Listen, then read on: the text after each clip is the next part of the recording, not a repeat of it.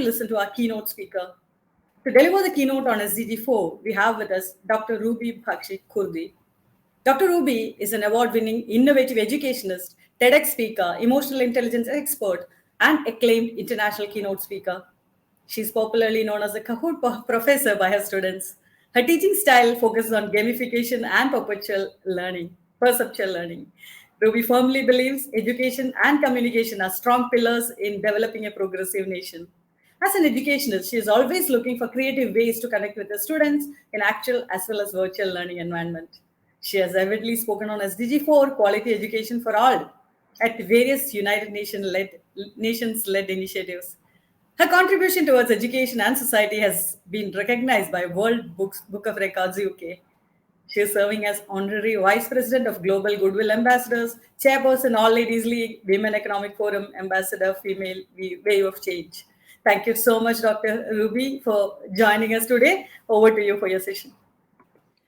Thank you. Thank you so much, Aparna, for this wonderful introduction. I'm really, really honored and happy to be on this platform.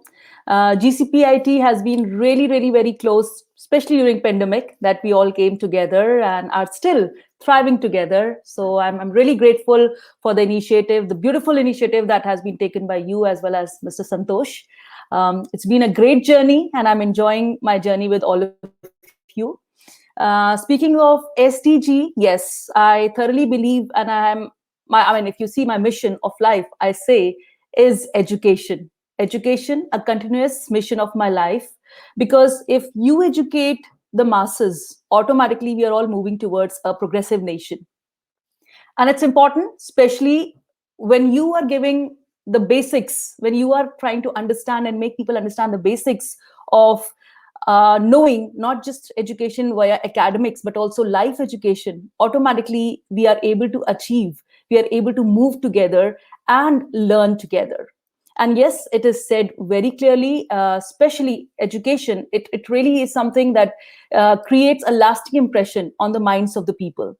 It stands for the hopes and dreams of many, many children all over the world, globally, and it paves a way towards a more productive, healthier, sustainable, and resilient nation, where every child is given an opportunity to learn together, understand the things together, and be successful together. Today, many education inequalities are widening between and within countries. Who else would have thought during pandemic, during COVID, so many things would have changed, and we would be actually discussing the new normal of education. The way education was in the past has completely changed. And even recently, it was confirmed in a new study in 2021 that 142 countries by UNESCO, in partnership with UNICEF, OECD, as well as World Bank, they have come up with, the main issues that are happening and are widening the gap more, especially in education. First of all, there is unequal access to learning. In 2020, when schools closed down, practically all over the world, the schools had closed down. And it really impacted the average of lower or middle income countries as compared to the high or developed countries. When looking at the global population of students enrolled in education systems, the study shows that there has been almost 88% drop of school due to closure linked with COVID-19, which represents a huge number of people who were impacted and they were not going to school. And roughly, they were, the majority of the people who dropped out from the schools or who were not going to the schools were girls. The major portion, you just mentioned that girls should be getting education, but they are the ones who are most impacted whenever there is things like this. The second divide, which is a big problem, is the digital one. Only a quarter or low or middle income countries have been able to develop a truly operational digital learning policy as compared to high income countries. Because of digital advancement, some countries, they didn't have access to information that would have been much, much better if the infrastructure was bigger and better. The third divide is that we really see and we talk about everywhere, practically everywhere, is the gender. In less advantaged countries, girls are dropping out on a more consistent level as compared to developed countries. They are running more risk of not returning to schools, getting married at an early age, sexual exploitation, early pregnancies, forced marriages, and whatnot. So pandemic has actually worsened the way it was before. It has like doubly pushed the situation, especially in poverty laden countries. And because of the economic difficulties, most of the families, they make a decision, okay, she's a girl, she can stay back, she is not going to be the primary earner, so it's fine, she can stay back. Boys or men are the primary earners, so they need to get the education, they need to go for it, even though they have to spend a bit extra, it's fine, they have to go. And as a result, the pandemic has resulted in a significant increase in marriages of teenage girls in some of the countries, unfortunately. The final and the fourth divide is the budgetary divide. Only half of the countries have increased their education budgets in the face of pandemic. Other half, or I would say most of the budget, is taken care of other situations, other factors, or other ministries, not just education. So all these things are having a big impact, especially in education, which should be the backbone. I think all the ministries all over the world should focus a bit more on how they can emphasize that each and every child is educated. The basic education should become as a human right. It should not be just limited to some people or some countries. We do say that there is compulsory education till the age of 14 years, but are we following that? Are the countries following that?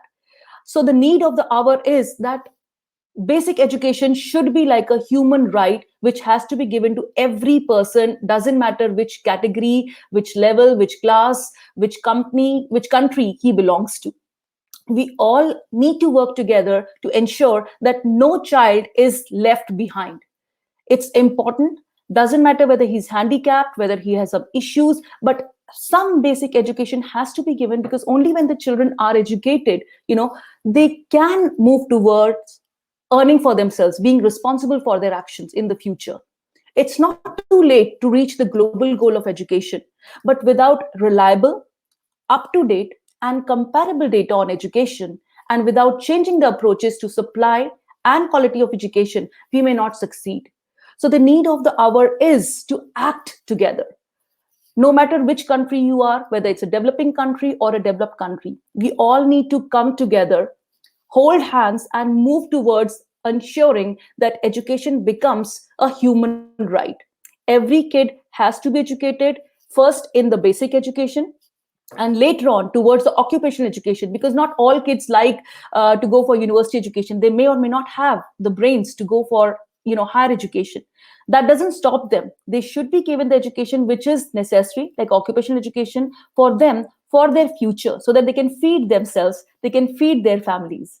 The more we are able to ensure, the more we are able to change the mindset of some rural communities towards girl education, I'm sure we are developing and we are moving towards a more and stronger nation where everyone is together. But all these things are not possible only by speaking about them, only by discussing on forums like GCPIT is doing. We need to act. And for that, we need the support of some people, some dignitaries in I would say, in the government, in the governing bodies, who need to listen and take action. We as speakers or we as educationists can just speak, can just tell what we are going through or what we are seeing or what there is happening around the world.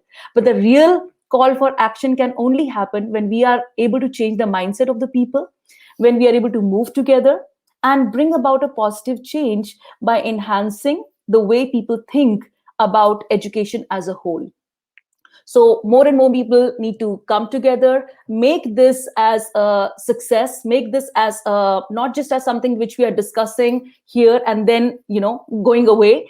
More, I would say, concrete steps would be taken only when people are coming together and giving right, not discriminating between a girl and a boy, not giving more, I would say, opportunities to a guy because he is a boy and he is going to take care of the family. The mindset needs to change. We need to come out of that bracket that only boys can take care of the families, not girls. We are living in an era where we are seeing whether it's a girl or a boy, both move out of their family, both earn for their family, both take care of the family equally. But still, the mindset or certain, I would say, old fashion things are always going round.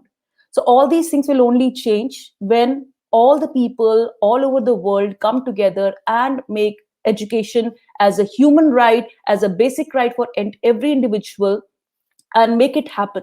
And this can only happen when people join hands and make it a necessity. Just as we need food, clothing, and shelter, we need education, because only when people are educated, both girl and boy, they can take care of their families. They can move towards a better and much stronger nation. So, like, just to conclude and just to put my points loud and clear, I appeal to everyone that when we talk about education, it is not just about the academic side, it is about the occupational, it is about the life education. And this can only be achieved, this can only be possible if people join hands, work towards a progressive nation by not having the discrimination between boy and a girl, make it giving both of them equal opportunities, and working on the infrastructure so that the new normal can be achieved. Doesn't matter whether we have face-to-face classes or we have virtual classes, each and every section of the society is able to have it. Each and every a person of the society is able to attain it, and this is only possible if we make it like the digital education is made possible to every nook and corner. Doesn't matter whether it's a developing country or a developed country. So my appeal to everyone is, please join hands, come together, and support SDG4 for a better and a stronger nation. Thank you so much. Thank you so much, Dr. Ruby, for opening this session on such an inspiring and powerful note. And thank you so much for all your support to GCPIT. Thank you. Thank you so much. All the best. Thank you. And now it's time to listen to our chief guest.